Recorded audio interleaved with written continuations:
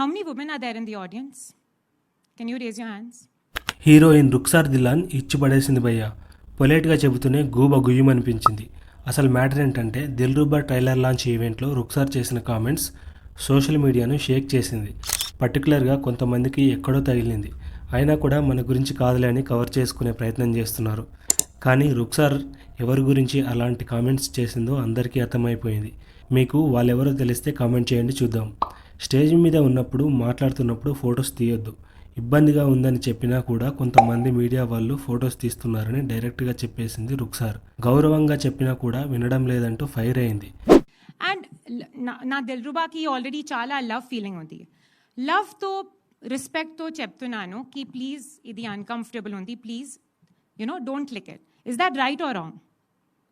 రుక్సార్ కామెంట్స్పై మీ ఒపీనియన్ ఏంటి? ఛానల్ని సబ్స్క్రైబ్ చేయండి మావా.